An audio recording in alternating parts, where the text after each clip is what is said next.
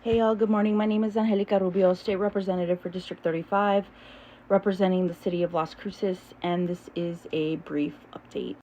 For those of you who have been following me, you might know that we just finished a special session that was held up in Santa Fe on Wednesday and Thursday. For those of you who don't know, a special session is called on by the governor.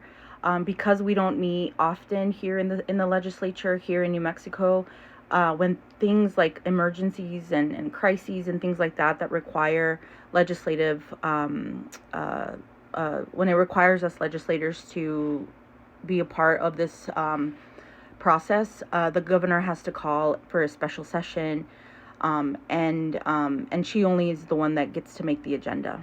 And part of that agenda this week was, as I had mentioned in previous videos, it was to address cuts from the budget, from the federal budget on SNAP, Medicaid. We did some work around supporting families who will be impacted by the federal shutdown because of the loss in tax credits for insurance premiums, as well as addressing and streamlining the whole vaccine process because of all the shit going down up in the federal government. And so, as you can imagine, we finished, and as I was driving home yesterday, a very long 4+ hour drive, I had a lot to think about. But also a lot of reflections on the last couple days and what we did here in New Mexico. One of the things that really left me sort of reflecting more so on a few things was the fact that late Thursday evening, we were in the Roundhouse and we had a visit from Congresswoman Melanie Stansberry. And as we were debriefing and things had ended, one of the things that she said a lot of powerful words, and some of the words that stuck with me the most was that New Mexico was the only state in the country right now actually addressing these cuts in the federal government, from the federal government.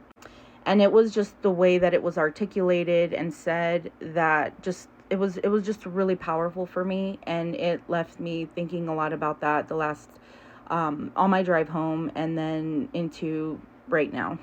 So I want you all to just sit with that for a bit, because what we did here in New Mexico, we did do something that the rest of the country hasn't yet done. Like, there are no other states calling special sessions to do what we did. So as Washington is cutting people off of health care and taking away access to food, we called a special session and we figured it out. I think it's really important for me to say this because I think I fall into this sometimes myself, of where I tend to I don't know, I sit back and I'm like, well, that's just what the two parties gave us. And for this brief moment, I'm feeling like, no, we stepped in. We put money into keeping food on the table. We, like, for many of you, you're already feeling some of the weight of what these SNAP cuts could be like, because everything is just so expensive. We dealt with the Medicaid stuff. We dealt with the insurance costs that are going to come. We dealt with the rural hospital situation. Like, we got a lot done in these last couple days. And I just wanted to, I think what I really want to just leave you all with is that all of this really, it matters. All of this really matters, because while DC is leaving people to fend for themselves, we proved something, that we just don't have to accept the choices handed to us by a two-party system. For generations, we have been told, pick the lesser of two evils. Every election cycle, that's the message. And now things are so bad nationally that even some of the folks on the left, like my own people, are saying, well, maybe the lesser evil would have just been better. And I think that's the thing that I've been sitting with with this tension with my drive home is that, what if that's the wrong question to be asking?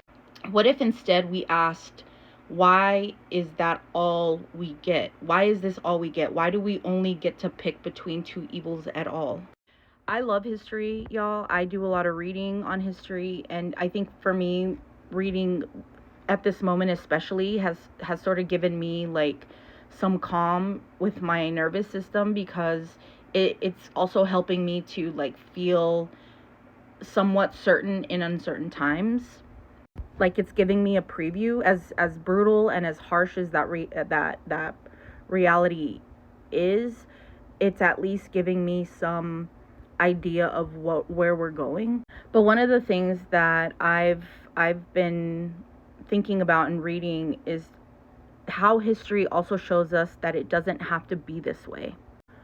That some of the most important changes in this country, whether we're talking about Social Security, Medicare, labor rights, civil rights, they didn't come from the two-party systems. They didn't come from the machine deciding like to do the right thing. They came because people like you, outside of those political parties, organized, pushed, and forced the system to expand. And that's what this special session has meant to me. If anything, it's been a glimmer of what can become if we can refuse to just settle. When we refuse to fold, when we organize. And I'm going to be real with you all in that the same Democrats here in New Mexico, for example, who have rolled over for oil and gas, who are backing projects like Project Jupiter, that are devastating our communities, are the same people who showed up here in this special session, not because they wanted to, but because they had no choice, because you all demanded it. That is what's worth celebrating. Not because the fight is over, not because the system is fixed, but because it proves that this is possible. That even when things are so fucking bleak, because they're bleak, y'all, it's fucking bleak out there, organizing works. And it reminds me that, it should remind all of us actually, that the story of this country has never been about the two-party system generously handing us change. It's always been about people forcing those in power for a better existence. So yeah, I'm taking this special session as a win. It's a small one in like the bigger story that's happening right now. But for me, it's a glimmer of what we can be if we keep building. The question is whether we're ready to demand more than the lesser of two evils and fight for the world that we actually deserve. Thanks, y'all. Be safe, and we'll talk soon.